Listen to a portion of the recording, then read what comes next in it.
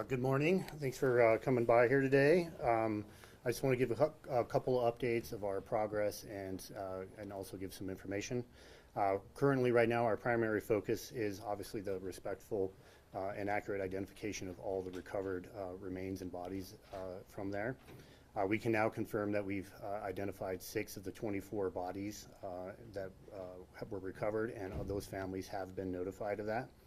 So far, the remains so far have been in the area between 2010 and 2012, and right now we're under the impression, and what we believe is all of the remains are probably going to be from that time period also.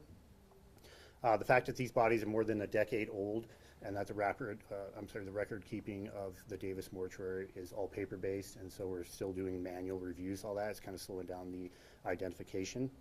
And currently, the Fremont County Coroner, Randy Keller, is still leading that identification process for us. He's used all means, has exhausted all means of identification prior to DNA, so now everything else is going to go to a DNA type situation to identify those bodies, which is going to take some time, unfortunately. Also, as of today, the CBI has received 1,359 phone and email tips from our tip line. Of those 655, we've received 655 responses from our form that we created for those folks, which I would like to say we really appreciate everyone who's taken the time to fill out those forms that we made available online. And they really do help to help determine if their loved one has been part of one of these 24 bodies. I would like to say a few things for that particular part. Please allow us to be the ones to make contact to you if we believe, based on the information that was provided, that your loved one may be a victim in the case. We will reach out to you. It's not necessary after you've done that form to reach back out to us. And that there's a very strong possibility that you will never hear from us, because we will only contact you if we believe you're one of the 24 bodies. We will not contact folks otherwise besides that. And again, I just want to reiterate, it appears that most of these bodies are going to be from the 2010 to 2012 era. So if you do specifically believe that your loved one is in that area, then we would ask for you to go ahead and make sure you complete that form to assist in the identification process. Another thing I would like to say is, in the DNA process itself, we will reach out to folks if we need DNA. Please do not show up at one of our CBI forensic laboratories or CBI in general, or any of the other law enforcement agencies volunteering your DNA. That's not necessary. We will reach out to everybody that needs to do that. And then another additional for the families is the Division of Insurance has initiated an investigation into this case. And so if you had any kind of pre-needs situations with the Davis Mortuary, they're the ones that are going to be handling that, and we will send that information out so you can contact those folks a little bit later today after this. Another big question that comes out in the public is obviously why we haven't filed charges yet, and that's kind of what we want to talk about with the district attorney here. We've been consulting very closely with the district attorney, and we've made a deliberate decision to not file piecemeal file charges. We want to try to file all the charges that we can at one time. We believe that's going to be the best way to handle this case and to deliver the justice that needs to be done. Because of the nature of the charges that could potentially be charged, we do need the identification of all the bodies, and until that's completed, we will not be able to actually file charges all at one time. So we've made sure that we've checked, what's the word I'm looking for here? Yeah, so we're going to charge all the charges at one time. So one of the delays is going to be those identifications of the bodies. Based on that progress, our current progress, and the complexity of the identification process, we do anticipate that charges are still months away. So we just want to make sure everybody understands that we're probably still months away from charging itself. A little additional things that's come to light in the public that I'd like to clarify.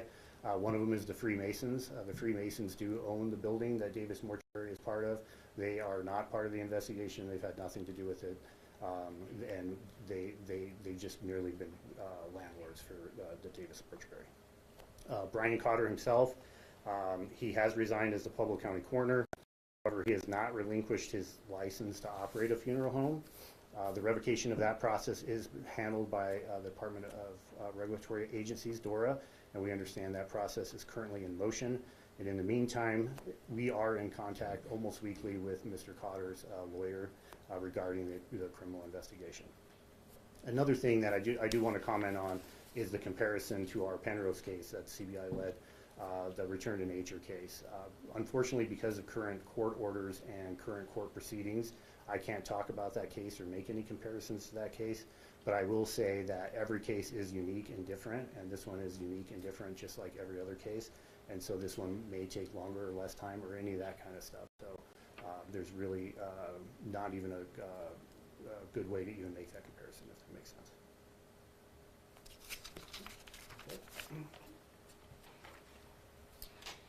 Good morning, my name is Kayla Beauvais and I'm the Pueblo County District Attorney. Thank you for being here as we appreciate your assistance with helping us get this important information to the community. As we've indicated from the very beginning, this is a slow and tedious process, but the case is being investigated thoroughly. I know the community is outraged and feels betrayed, and despite wanting swift justice, the legal process is slow. Because my office is dedicated to true justice, I'm determined to get this case right. The filing of charges will be done correctly the first time. That means once the investigation is complete and CBI hands the case over to me, I will then review the entirety of the case and file all appropriate criminal charges. I am in weekly contact with investigators and as they continue their search warrants and their investigation. CBI will forward the case to me once they have completed the comprehensive investigation. As they have stated, so much of this involves the accurate identification of remains that are difficult to identify and from many years ago. In the press conference about a month ago about Davis Mortuary, I explained that once an arrest is made, the legal time clock begins. And it's vital for our community to understand the key constraints that govern our timelines, including constitutional rights as well as discovery deadlines. As I stated before, once an arrest is made, charges must be filed within days. Any defendant facing felony charges can then seek a preliminary hearing in front of the court that must be heard within 35 days of that request. Pursuant to Colorado rules of criminal procedure, discovery, which includes any police reports, anything from the investigation, it's mandated to be turned over to defense within 21 days of filing the charges. If this investigation is not complete, then I cannot comply with that rule, which can in turn result in severe sanctions against the case, up to and including suppression of pertinent evidence and even dismissal of charges. I understand the community wants legal action now.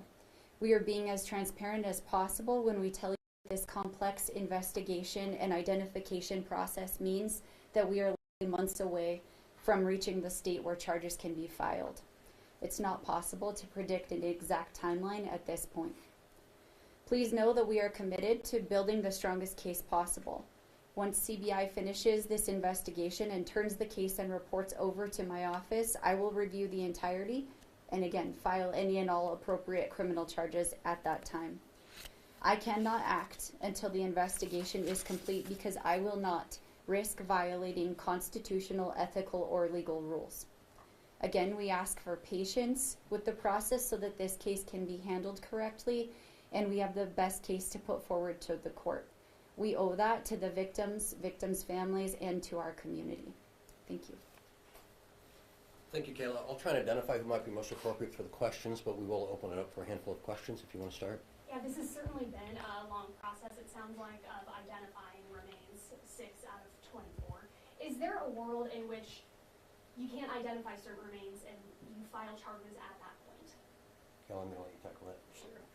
Yes, that scenario could exist, but we're not going to get there until we exhaust all of our resources in trying to identify those 24 remains, but that is a possibility, and we'll cross that bridge when we get there.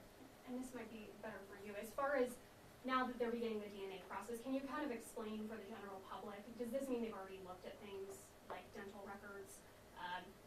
I don't know, just walk us through the process of identifying these remains and what that DNA process looks like. Yeah, sure, that's exactly it. So they will go with dental records if possible, fingerprints. We brought the FBI in to help with the fingerprints. Those are the basic ones that we can easily get done quickly, and if those don't pan out, that's when we move to the DNA.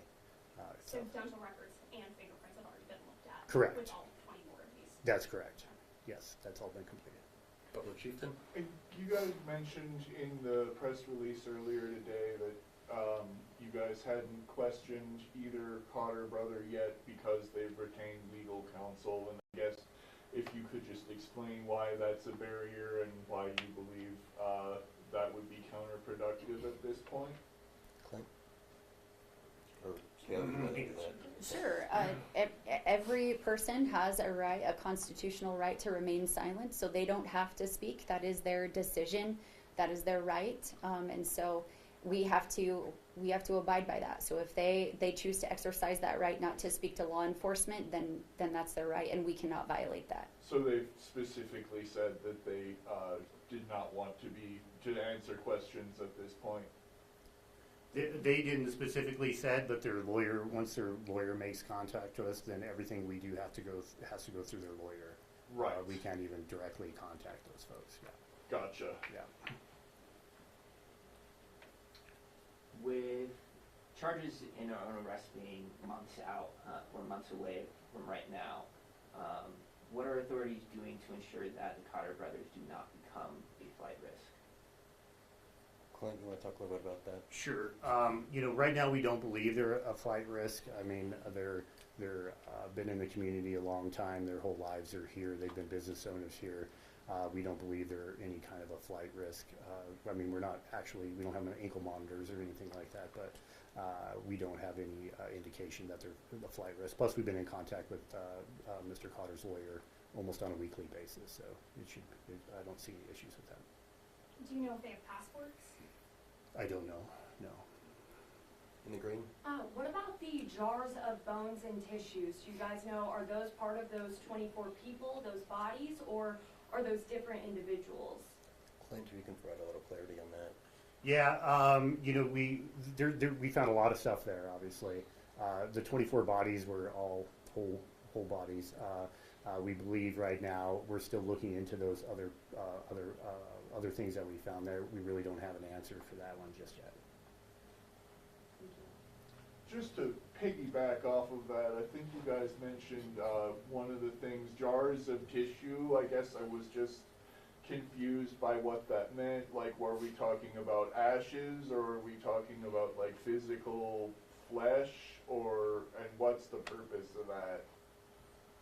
Well, like I said, we don't have an exact answer on that. It was a mortuary, so to have something like that's not too unusual. So we're still working to try to figure out exactly what that means. Yeah, that's part of the investigation. And kind of jumping off of that too, I'm just curious, have you found any sort of motive yet of what they were doing with these bodies, why they were stashed away like this? Yeah, I probably wouldn't even talk about motive or anything yet because it's an ongoing investigation. I'm going to do one more question if we have one right here. I was just wondering, I know you guys talked about doing your due diligence and like how families can be cooperative with like not sending DNA voluntarily or anything, but what is your message to the family right now, since this is going to be a pretty long process for them, and they might be wondering, is that my loved one? So what's your message to them? Our CBI's message would be just please be patient with us. I mean, I have basically my entire office working on this, and we will try to get it done as quickly as we can. And the district attorney's message on that is that we are working to do it right the first time, right? They have already undergone tremendous amounts of grief and finding out that they may be a victim in this process. And so we are going to do our best to put that together the best case possible so that they're not being re-victimized through the process. Thank you, everybody. We really appreciate your time.